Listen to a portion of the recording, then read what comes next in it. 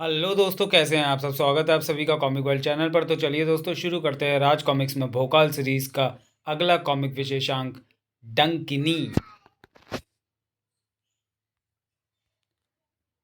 डंकिनी बला का साहस, गजब का पराक्रम और अनूठे युद्ध कौशल से कोई भी मनुष्य वीर श्रेष्ठ तो बन सकता है, लेकिन मनुष्य श्रेष्ठ नहीं। मनुष्य श्रेष्ठ तो वही बन सकता है जो साहस, पराक्रम और युद्ध कौशल के साथ साथ विलक्षण बुद्धि का भी स्वामी हो। और ये सब विशेषताएं महाबली भोकाल में कूट कूट कर भरी हुई हैं। तभी तो वह स्वयं को मनुष्य श्रेष्ठ सिद्ध करके देवताओं से दिव्यास्त्र प्राप्त करने में सफल हुआ और निकल पड़ा पृथ्वी को पाप के अवतार से मुक्त कराने। लेकिन पुण्य और सच्चाई को विजय दिलाने के जिस रास्ते पर भोकाल निकल पड़ा था, वह अत्यंत दुर्गम था।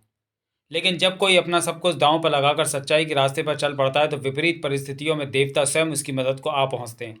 महाबली भोकाल की भी मदद करने वीर हनुमान एक वृद्ध के रूप में पहुंचे, जिन्होंने न मात्र भोकाल को उचित मार्गदर्शन दिया, अपितु संजीवनी लाकर लक्ष्मण जी की भांति उसे नया जीवन भी दिया।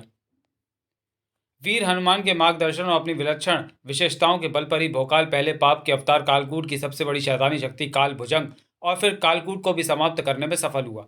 लेकिन कालकूट की समाप्ति के साथ ही भोकाल का अभियान समाप्त नहीं हुआ था, क्योंकि उसे तो पृथ्वी से पाप का समूल नाश करना था। इसलिए वह जा टकराया कालकूट के भाई और मृत्यु को जीत लेने वाले सैकड़ों प्रलंकारी काली शक्तियों के स्वामी मृत्यु जीत से। और जिसने मृत्यु को जीत रखा था, उसे भोकाल भला कैसे समाप्त कर पाता।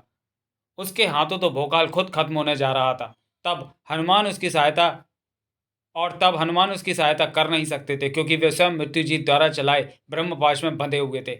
मौत को जीत लेने वाले उस काल के अवतार के सामने भोकाल अब अकेला था। लेकिन जो संकल्प के पक्के होते हैं, उनसे आ जुड़ती है और शक्तियां भी।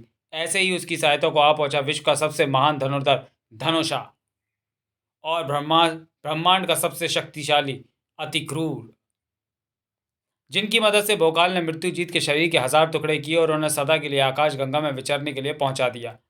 मृत्युजीत का अंत हो चुका था। उपरोक्त घटनाओं को यदि आप विस्तार से जानना चाहते हैं तो पढ़ें चुड़ैल माँ, दिव्यास्त्र, कालकूट और मृत्युजीत। ये सारी कॉमिक्स चैनल पे ऑलरेडी अपलोड हैं और आपको भोकाल की प्लेलिस्ट में मिल जाएंगी।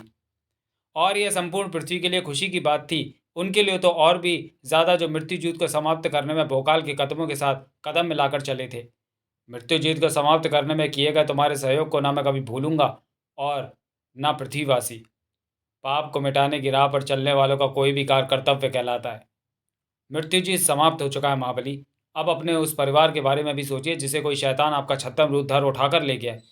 उनके अपहरण का सुनकर मुझे अपार दुख अवश्य है भीलराज, परंतु इस समय मुझे विश्व के लाखों परिवारों के बारे में सोचना चाहिए। अपने एक परिवार के लिए मैं उन लाखों परिवारों का बलिदान होते देखना नहीं चाहता। इसलिए जब तक मैं पाप के वास्तविक अवतार को खोज कर उसे समाप्त नहीं कर देता, तब तक मेरे लिए किसी और विषय पर सोचना उचित नहीं है। भोकाल के दृढ़ स्वर्ण ने भीलराज को शांत कर दिया, लेकिन अतिक्रूर अपनी व्यग्रता को दबाए न रख सका। मित्र भोकाल, ये प्रहारा तुम्हारे सिर पर कैसे? ये तो सदा तुरीन के मस्तक पर सुशोभित रहता है। ये तो उसकी शक्ति है, ये तो उसकी पहचान है। इसे देखते ही उसकी याद आती है। अतिक्रूर के उस प्रश्न पर आंसू भराए भोकाल की आंखों में। मित्र, सही कहा मित्र।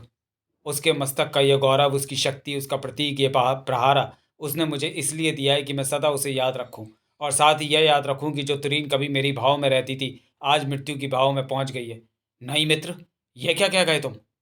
कह दो इन संघर्ष के पलों में तुम्हें मजाक सूझ पड़ा। महाबलशाली मुझ में भी अपनी बहन के बारे में ऐसा सुनने की हिम्मत नहीं है। मेरी भुजाओं में हिमालय उठाने की ताकत है, किंतु मेरे कानों में यह शोक संदेश सुनने का बल नहीं है। मित्र, तुम्हें अतीक भैया कहने वाली तुरीन इस संसार में नहीं रही। ये एक मजाक नहीं है, दुखों का वह पर्वत है जिसे मेरा हृदय ढो रहा है। दिल में दर्द और आंखों में आंसू लिए भोकाल ने अतिक्रूर को वह दुखद सूचना दी, जो मानो बिजली बनकर अतिक्रूर पर गिरी। पीड़ा से लबालब भरी आवाज निकली उसके कंठ से। नहीं नहीं मित्र, इसे सत्य कहकर अपने मित्र पर संपूर्ण ब्रह्मांड का वजन मत डालू। सच्चाई यही है मित्र, तुरीन हम सबको छोड़कर अपने मृत्यु देवता के पास जा चुकी है। और तुरीन ही क्या, हमारा प्यारा साथी, हमारा दोस्त शूतान भी उसके साथ अंतिम यात्रा पर निकल गया है। फिर भोकाल उसे सब कुछ बताता चला गया। तुरीन व शूतान की मृत्यु के बारे में जानने के लिए पढ़े अत्याचारी, आखिरी निशानी और मर गया शूतान। ये कॉमिक्स भी आपको भोकाल की प्लेलिस्ट में मिल जाएंगी। इसी के साथ बच्चों की भांति फूट फूट कर रो पड़ा संपूर्ण ब्रह्मांड का वह सबसे शक्तिशाली पुरुष। उफ, काश मैंने तुम दोनों की शादी के वक्त ही चीर डाला होता उस नीच हेमराज का सीना, तो कल मैं भोकाल की विजय का उत्सव अपनी बहन के साथ मनाता। काश मैंने धरती फाड़ कर तभी उस दुष्ट को धरा के केंद्र में दफन कर दिया होता जब उसने मेरी बहन पर कुदृष्टि डाली थी, तो आज तुरीन और मित्र शूतान इस महापाप की जंग में हमारे साथ होते। भोकाल भी अपने आंसू ना रोक पाया। तब वृद्ध ने आगे बढ़कर उन दोनों पराक्रमियों को धैर्य बनाया। अपना सब कुछ त्याग कर मानवता की भलाई के रास्ते पर चलने वाले वीरों को इस तरह आंसू बहाना शोभा नहीं देता महाबली। संभालो अपने आप को। वृद्ध के शब्दों ने भोकाल और अति क्रूर पर जादू सा असर किया। वृद्धवर सही कह रहे हैं मित्र। सचमुच अपनों के मुंह में फंसकर आंसू बहाने वालों के लिए कठिन राहों पर चलना अत्यंत दुष्कर हो जाता है। इसलिए पहुंच डालो ये आंसू। और अरे, बोलते बोलते भोकाल चौंका और उसके चौंकने का कारण था सामने से बदआवाज से भागे आते कई साधु। त्राईमाम महाबली, भोकाल त्राईमाम, हमें बचाओ महाबली, हमें बचाओ। क्या हुआ ऋषिवर? किसने आपको इतना भयभीत कर डाला है? डंकनी, उस दुष्टा का नाम डंकनी है भोकाल। वह अपनी शैतानी शक्तियों के बल पर कभी भी हमारे पूजा स्थलों को नष्ट करने और हम साथियों को शिकार करने आ पहुंचती है। आज भी वह पूरी बर्बरता से हमारे साथियों का शिकार कर रही है। हमें तुम्हारे पास ही होने का पता चला तो हम यहाँ पहुंचे। हमारी सहायता करो महाबली। धीरज रखिए ऋषिवर और चिंता ना कीजिए। अब सदा के लिए समाप्त समझिए डंकनी का आतंक, क्योंकि समाप्त होने जा रही है इसकी ई लीला। जल्दी चलो मित्र, और उस डायन को जितनी जल्दी समाप्त कर दिया जाए उतना ही अच्छा है। वहाँ का सारा क्षेत्र निशाचरी शक्तियों से भरा हुआ है मित्रति, इसलिए भील साथियों और वृद्धवर की रक्षा के लिए तुम्हारा यहाँ रहना अति आवश्यक है। मैं और धनुषा जाकर देखते हैं उस अत्याचारी शैतानी शक्तियों की स्वामिनी को, जो है डंकनी। मेरी बहन कपालिका को लाखों घड़े मनुष्य रक्त चाहिए, और वो भी तुम जैसी पुण्य आत्माओं का। इसलिए तुम जैसों को ढूंढ ढूंढ कर अपना शिकार बनाती है डंकनी। हा हा हा हा। भागो आ! डंकनी के प्रलंकारी डंकों से बचकर निकल जाने वाला मनुष्य पैदा नहीं हुआ। इसलिए भागने का प्रयत्न करने से अच्छा है तुम सब आराम से मेरा शिकार बन जाओ। अगर तुम ऐसा करोगे तो मैं तुम्हें बिना पीड़ा दिए अपना शिकार बना लूंगी, और हम ये सौगंध खाते हैं कि हम तुझे तड़पा तड़पा कर मृत्यु का ग्रास बनाएंगे। वहां पहुंचे भोकाल और धनुषा को देखकर ठिठक गई डंकनी, और फिर अत्यंत खुशी के साथ उसने उन्हें भी अपने आक्रमण का निशाना बना लिया। हा हा हा हा हा हा हा। चलो, अब को संघर्ष करने वाले तो आए, अब शिकार का दुगना मजा आएगा। डंकनी के डंक सटीक निशाने की तरफ झपटे, लेकिन एक भी डंक उन तक पहुंच जाता तो भोकाल के मस्तक पर रखे प्रहारा का औचित्य क्या रह जाता। वाह, मेरे साधारण डंकों को रोकने का साधन है तेरे पास, लेकिन इन डंकों को कैसे रोकेगा? ब्लम ब्लम, जो अपनी विस्फोटक प्रवृत्ति के कारण हर बाधाओं को तोड़कर अपने शिकार की तरफ बढ़ते हैं। फड़ाक फड़ाक ब्लम। इस प्रहारा द्वारा खड़ी की गई बाधा को प्रहारा द्वारा खड़ी की गई बाधा को ध्वस्त करके वे डंक अपने निशाने की तरफ बढ़े, और उधर उस अनोखे धनुर्धर के धनुष से निकलकर सैकड़ों बार अपने लक्ष्य की तरफ सनसना उठे। दूसरे ही क्षण कड़भेदी विस्फोटों से आसपास का वातावरण गूंज उठा। ये बाण मात्र विस्फोटक को ही समाप्त नहीं करते, बाम बाम, विस्फोट करने वाले को भी समाप्त करते हैं। अरे, इस पर तो एक भी बाण का प्रभाव नहीं पड़ा। प्रभाव पड़े भी तो कैसे? मेरे शरीर पर मौजूद डंकों ने किसी भी बाण को मेरे शरीर तक पहुंचने ही नहीं दिया। तेरे डंकों के साथ साथ तेरे शरीर को भी कई टुकड़ों में काट डालेगा ये घातक हथियार। ऐसा करने के लिए इसे मेरे पास तक पहुंचना होगा, और मेरे ये डंक ऐसा कदापि नहीं होने देंगे। ओह, बहुत देर हो गई तुम दोनों से खेल खेलते हुए। अब तुम्हारे जीवन के साथ इस खेल को समाप्त कर ही दिया जाए, और उसके लिए छोड़े जाएं ये विद्युत शक्ति से परिपूर्ण डंक। चमकते हुए वे डंक डंकनी के हाथों से छूट पड़े और तेजी से जमीन से टकराए। इसी के साथ भोकाल और धनुषा का लगा बेहद तेज झटका। ओफ ओ! विद्युत के झटके से दोनों का शरीर कई हाथ ऊपर उछले।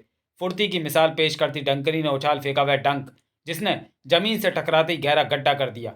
दूसरा डंक उस गड्ढे के सीने को चीरता चला गया और जा पहुंचा धरा के खोलते हुए केंद्र में।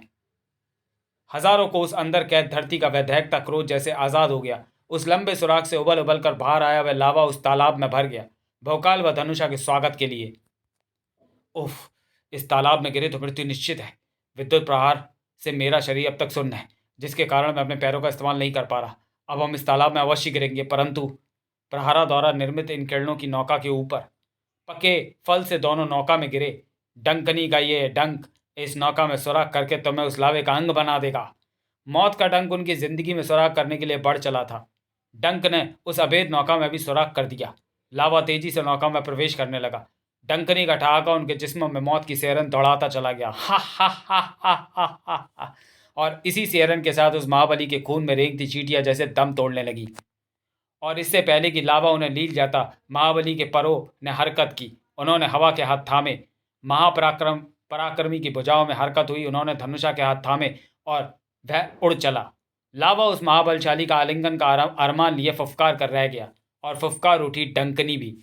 तेरा सामना साक्षात मौत से हुआ है भोकाल। तुम नहीं बच सकोगे मौत के इन ताकतवर हाथों से। महाबली, तुम मुझे मेरे धनुष के पास ले चलो, फिर मैं इस बड़बोली राक्षसी की जुबान पर लगाम दगा दूंगा। इसके प्राणों को उसके शरीर से ना उड़ा दूं तो कहना। ठीक है, मैं तुम्हें नीचे लिए चलता हूँ। भोकाल धनुषा को लेकर नीचे लहराया और जैसे ही उनके पांव जमीन से टकराए वैसे ही सन्न रह गए दोनों। भाग भाग। पता चल गया उन्हें कि नीचे आकर उन्होंने एक ऐसी भूल कर दी थी जिसे ना तो वे सुधार सकते थे और न उनके पास इसका समय था। धरा का सीना फाड़कर निकले उन अद्भुत डंकों के शिकंजे में वे जकड़े जा चुके थे और अब मौत के शिकंजे में जकड़ने जा रहे थे। उफ, इन अद्भुत डंकों ने हमारे शरीरों को बुरी तरह अपनी गिरफ्त में ले लिया है और इतने मजबूत हैं ये कि पूरी शक्ति लगाने के बाद भी टूट ही नहीं रहे और न टूटेंगे, क्योंकि जब मैंने छल से तुम्हें इनमें फंसाने की योजना बनाई थी तभी मैंने इनकी मजबूती के बारे में भी सोच लिया था। अब इन्हें तोड़ना छोड़ो और अपने इष्ट देवों को याद करो, क्योंकि इस त्रिडंक के वार से समाप्त होकर तुम अपने अपने मृत्यु देवों के पास पहुंच जाओगे। दिव्यास्त्रधारी भोकाल की मौत निश्चित थी क्योंकि त्रिडंक अचूक था, परंतु शैतानी त्रिडंक महादेव के त्रिशूल से ज्यादा विध्वंसकारी कहाँ था। भगवान शिव का त्रिशूल प्रकट हो। क्षण भर में ही भोकाल के हाथ में भगवान शिव का महाविनाशक अस्त्र प्रकट हुआ जो पलक झपकते ही तूफान की सी तेजी से बढ़कर भोकाल और धनुषा की मृत्यु से जा टकराया। भाग! भीषण टकराव ने वातावरण के कानों को और डंकनी की आंखों को फटने के लिए विवश कर दिया। तेरे द्वारा छोड़ी गई हमारी मृत्यु के जबड़े को महाकाल का त्रिशूल तोड़ चुका है और अब यह हमारे बंधन को तोड़ेगा। काम काम। लेकिन तेरी हड्डी पसलियों को हम अपने हाथ से तोड़ेंगे। क्रोध से भरे दो पराक्रमी एक पापिन का अंत करने आगे बढ़े, लेकिन उस तक पहुंच पाते हो उनसे पहले उन्हें ठिठक कर रुक जाना पड़ा। और उनके ठिठक जाने का कारण था मन को मोह लेने वाली वह सुंदरी जो वहां खड़ी थी जहां एक क्षण पहले डंकनी मौजूद थी। मंत्रमुग्ध खड़े अपलक उस सुंदरी को देखते रह गए दोनों। अभी संभले भी ना थे कि उनके कानों में गूंजी वह शहद सी मीठी आवाज। चकित ना हो प्रिय भोकाल, मैं डंकनी ही हूँ। यही मेरा वास्तविक रूप है। और जानते हो मैंने ये रूप क्यों धरा है? तुम्हारे लिए, क्योंकि तुमने मेरे सबसे शक्तिशाली अस्त्र त्रिडंक को नष्ट कर दिया है और मैंने प्रण किया हुआ था कि जो भी त्रिडंकों को नष्ट कर देगा मैं सदा के लिए उसकी हो जाऊंगी। मुझे स्वीकार करो प्रिय भोकाल और मेरे स्वामी बनकर विश्व की सैकड़ों काली शक्तियों के स्वामी बन जाओ। मुझे अपने गले से लगा लो भोकाल। पीछे हट चुड़ैल। तुझे गले लगाने से अच्छा मैं मौत को गले लगाना उचित समझूंगा। तू सुंदर रूप में रहे या भयानक रूप में रहेगी तो पापिनी, और तुझ जैसी पापिन भोकाल के प्रेम की नहीं उसकी घृणा की हकदार होती है। क्रोध से कांपते भोकाल ने प्रहारा से वह घातक वार डंकनी पर कर दिया, लेकिन उससे डंकनी का बाल भी बांका नहीं हुआ। होता भी कैसे, वह वहां थी कहाँ? हा हा हा हा हा। जिस डंकनी को ब्रह्मांड की कोई शक्ति ना हरा सकी वह दिल के हाथों मजबूर होकर तुझसे हार गई है भोकाल। इसलिए अब तुझे अपना बनाकर ही चैन से बैठेगी डंकनी। अदृश्य होकर वहां से चली गई डंकनी। भोकाल और धनुषा भी वापस लौट पड़े।